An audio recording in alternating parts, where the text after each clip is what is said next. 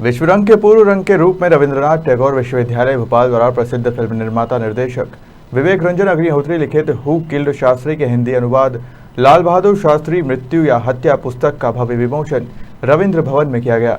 इस दौरान कार्यक्रम में मध्य प्रदेश के चिकित्सा शिक्षा मंत्री विश्वास सारंग बतौर मुख्य अतिथि, रविंद्रनाथ टैगोर विश्वविद्यालय के कुलाधिपति संतोष चौबे बतौर अध्यक्ष उपस्थित रहे। इस मौके पर चिकित्सा शिक्षा मंत्री विश्वास सारंग ने कहा कि भोपाल के बाशिंदे दुनिया में राज करते हैं। रविंद्रनाथ टैगोर विश्वविद्यालय सिर्फ शिक्षा ही नहीं, विद्यार्थियों को वैश्विक मंच भी प्रदान करता है। आज़ादी के बाद एक परंपरा बन गई कि तथ्यों को छुपाया जाए। विवेक रंजन अग्निहोत्री को बधाई देते हुए कहा कि तथ्यों को सामने लाने का अथक प्रयास किया है। हजारों क्रांतिकारियों ने इस देश को स्वतंत्र करने के लिए बहुत कुछ किया है, उन्हें अब सामने लाने का बीड़ा विवेक अग्निहोत्री ने उठाया है। उन्होंने खता की थी और सदियों ने सजा पाई। इस देश में दिक्कत यही है, आजादी के बाद क्या कुछ राजनीतिक नेतृत्व आया, मैं इस पर बहुत चर्चा नहीं करूंगा, इस पर बहस नहीं करूंगा, पर यह बात सही है कि आजादी के बाद जो कुछ होना था शायद उसमें कुछ कमी रह गई। एक परंपरा बन गई कि इतिहास को छुपाया जाए, यथार्थ को छुपाया जाए, और इसीलिए तो आजादी के 75 साल बाद भी हम इस बात की चर्चा करते हैं कि सुभाष चंद्र बोस कैसे गए, कहां गए या नहीं गए। 1966 में लाल बहादुर शास्त्री जी गए। भोपाल के युवा को लिखना पड़ा कि यह हत्या है या साजिश है, और ये सब यदि हुआ है तो ये इसमें कहीं ना कहीं मैं मानता हूं कि राजनीति का बड़ा हाथ है। पर मैं विवेक जी को बहुत बधाई दूंगा, उन्होंने ताकत के साथ इस बात को रखने का काम किया। अब क्यों ना करते, भोपाल के हैं,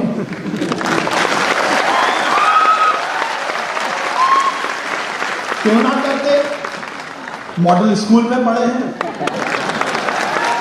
और मैं इसलिए नहीं कह रहा हूं कि संतोष जी ने कहा कि ये मॉडल स्कूल के हैं, वो भी मॉडल स्कूल के हैं, इसलिए कहा कि मैं भी मॉडल स्कूल का। और हमारे यशस्वी मुख्यमंत्री शिवराज सिंह चौहान जी भी उसी स्कूल। तो निश्चित रूप से विवेक जी को बहुत बधाई। कश्मीर फाइल्स में हमने उनकी ताकत देखी, उनकी जज्बा देखी। निश्चित रूप से मैं ये कह रहा हूं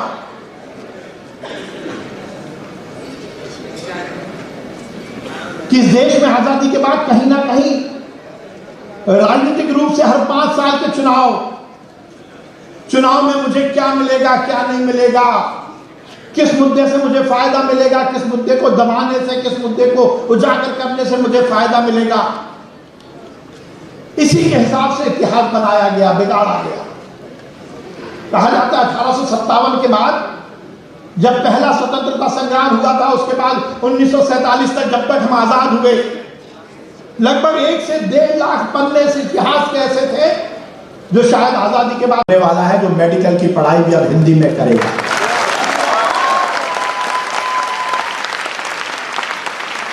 हमारे देश के यशस्वी प्रधानमंत्री नरेंद्र मोदी जी ने यह सपना देखा, उन्हें आह्वान किया, राष्ट्रीय शिक्षा नीति में आमूलचूल परिवर्तन किया। राष्ट्रीय शिक्षा नीति विवेक जी एक बड़ा मामला है।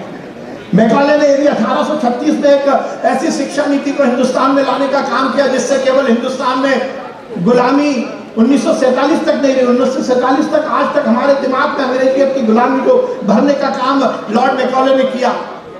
उस गुलामी को हटाने के लिए माननीय प्रधानमंत्री जी ने राष्ट्रीय शिक्षा नीति लेके आने का काम किया, और उसमें उन्होंने इस बात का जिक्र किया कि क्यों नहीं हम अपनी मातृभाषा में अपनी टेक्निकल एजुकेशन को लेके आए, हमारे मेडिकल एजुकेशन को लेके आए। हमारे मध्य प्रदेश के मुख्यमंत्री जी ने आह्वान किया, और मुझे प्रसन्नता है कि मेरे विभाग ने वो बीड़ा उठाया, मैंने ये बीड़ा उठाया, हमने ये बीड़ा उठाया, और 4 महीने के अंदर हमने मिशन मोड में काम किया और मेडिकल की पढ़ाई को हिंदी में रूपांतरित करने का हमने काम किया। 16 अक्टूबर को इस देश के यशस्वी गृह मंत्री अमित शाह जी आ रहे हैं लाल परेड ग्राउंड पर, और हम देश के पहले राज्य होंगे जो अब हिंदी में भी मेडिकल की पढ़ाई करवाएंगे। ये हम सबके लिए पसंद की बात है। आज से 8-9 साल पहले नारा लगता था कि अच्छे दिन आने वाले हैं। अब लोग कहते हैं कि अच्छे दिन कहाँ आए। मैं उन लोगों को कहना चाहता हूँ अच्छे दिन यही आए हैं। देखिए, हर घर में, हर गरीब के घर में टॉयलेट बन गया, आप उसको झुठला दो। हर गरीब के घर में पानी जा रहा है, आप उसको झुठला दो। वो मुद्दे जिनके कारण हिंदुस्तान में कहीं ना कहीं गुलामी के काले धब्बे लगे थे, आप उसको झुठला दो। पर मैं उनको ये कहना चाहता हूं, उनको झुठला दोगे, परंतु अच्छे दिन आने का प्रमाण मैं और दे सकता हूं जब मैं ताकत के साथ कहता हूं कि विवेक अग्निहोत्री जैसे युवा ने यदि इतिहास को सही ढंग से प्रस्तुत करने का काम किया है तो ये भी अच्छे दिन आने का ही प्रमाण है, उसका ही। अच्छे दिन आने का उदाहरण यही है कि अब मेडिकल की पढ़ाई भी हिंदी में रही है। मैं विवेक जी को बहुत बधाई दूंगा, विश्वास तिवारी को बहुत बधाई दूंगा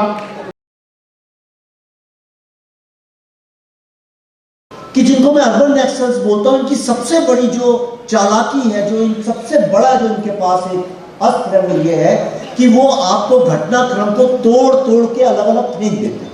जैसे कि एक मोती की माला, उसको तोड़ दीजिए और ऐसे मोती फेंक दीजिए, आपको कभी समझ में नहीं आएगा कि पहले कभी एक माला थी।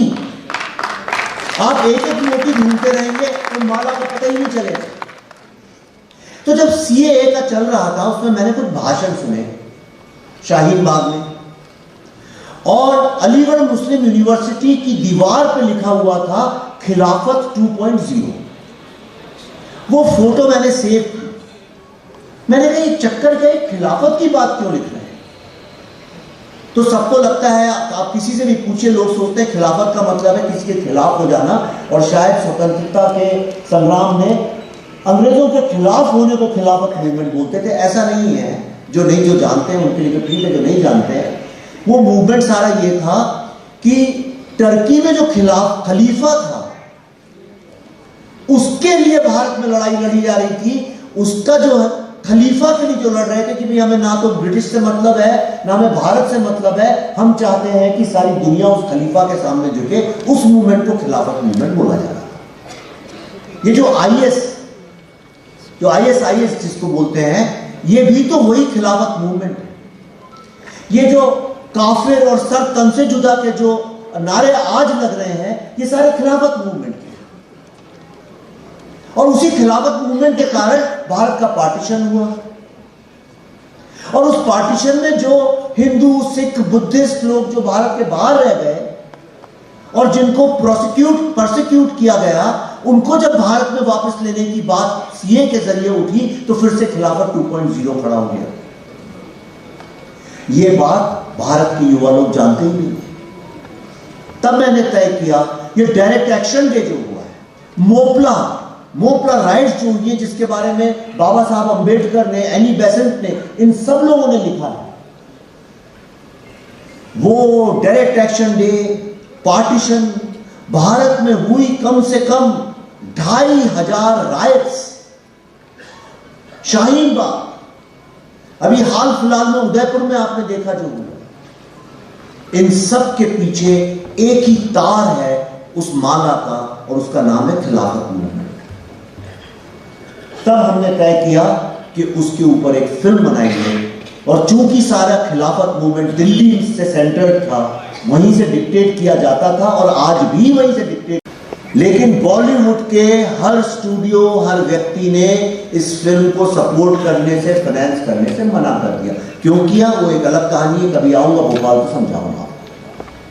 सब ने मना कर दिया। बहुत संघर्ष और त्याग के साथ मैं और मेरी पत्नी पल्लवी जी ने निश्चय किया कि अब इसके लिए चाहे घर गिरवी रखना पड़े, बेचना पड़े, जो करना पड़े, ये फिल्म तो अब बनाएंगे, क्योंकि अभी हमारा धर्म है।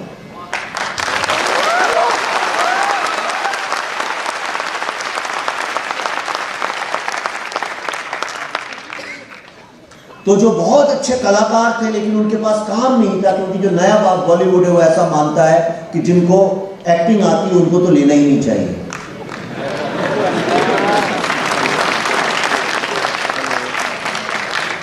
मिथुन चक्रवर्ती जी जैसे महान कलाकार, 3 बार उनको राष्ट्रीय पुरस्कार मिला है कला एक्टिंग का, तब पंकज त्रिपाठी जी के पास भी काम वाम नहीं था, और भी जितने लोग थे। तो मैंने ऐसे 8-9 लोग की एक टीम बनाई और मैंने कहा इस पे हम टिप्पणी नहीं करेंगे कि क्या हुआ था।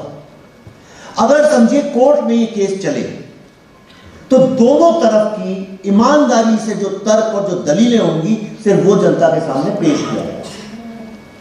लेकिन जब फिल्म बन गई तो उसको कोई रिलीज करने के लिए तैयार नहीं था। और इस पे गौर करिएगा, आपको समझ में आएगा कि बॉलीवुड की मानसिकता क्या है। उन्होंने कहा पहली बात तो ये बुढ़े बुढ़े लोगों को बैठाया है, कौन देखना चाहता है बुढ़े लोगों को। दूसरा, एक ही कमरे में बैठ के लोग बात कर रहे हैं, सिर्फ डायलॉग है इस फिल्म में। हिंदुस्तान की जो ऑडियंस है उसको ये डायलॉग सुनने की आदत नहीं है। एक कमरे में अंधेरे में बैठ के 9 लोग बात कर रहे हैं, उनको तो आदत है कुछ नाच गाना कॉमेडी एक्शन ये सब दिखाओ। और तीसरा, उन्होंने कहा इस फिल्म में तो कोई स्क्रीन प्ले ही नहीं है, कुछ हो ही नहीं रहा है। मैंने कहा भारत के प्रधानमंत्री की हत्या हुई या मृत्यु हुई, इसके ऊपर चर्चा चल रही है, इसमें आपको लगता नहीं है कि कोई जानना चाहेगा? कहते हैं इसमें किसको इंटरेस्ट है। और तीसरी जो सबसे बड़ी बात उन्होंने बोली कि भाई जो ऑडियंस है वो तो युवा लोगों की है। रशिया का जो केजीबी जो उनकी स्पाइंग आर्म है, उसने शास्त्री जी के कुक को, मोहम्मद जान जिसका नाम था, उसको तुरंत अरेस्ट करके उसको जेल के अंदर ले गए। और उस पर इल्जाम क्या था? सबसे पहली इल्जाम क्या था कि उसने उनके खाने में पॉइजन मिलाया। मैं ये नहीं कह रहा हूं कि जहर मिलाया या नहीं मिलाया, मैं ये भी नहीं कह रहा हूं कि 2 बनी, क्यों बनी, कैसे बनी, ये अलग बात है कि किसी में किसी का हस्ताक्षर है, किसी में किसी का हस्ताक्षर। ऐसी एक सवालों की बहुत बड़ी लिस्ट है। मेरा सवाल सिर्फ इतना है कि जब ये सवाल पार्लियामेंट में उठे थे, किसी आम आदमी के बारे में नहीं, भारत के प्रधानमंत्री के बारे में, स्वाधीन भारत स्वतंत्र भारत के दूसरे प्रधानमंत्री के बारे में, तो उन सवालों के जवाब क्यों नहीं दिए गए? और तब मुझे यह समझ में आया कि शास्त्री की शायद 2 बार हत्या हुई, एक बार ताशकंद में और दूसरी बार जब विधिवत तरीके से उनकी हत्या के रहस्य को दफन कर दिया गया। और भारत के युवा और बच्चों के दिमाग। फिल्म निर्माता निर्देशक विवेक रंजन अग्निहोत्री ने कहा कि ये महत्वपूर्ण बात है कि इस किताब का हिंदी में विमोचन हो रहा है।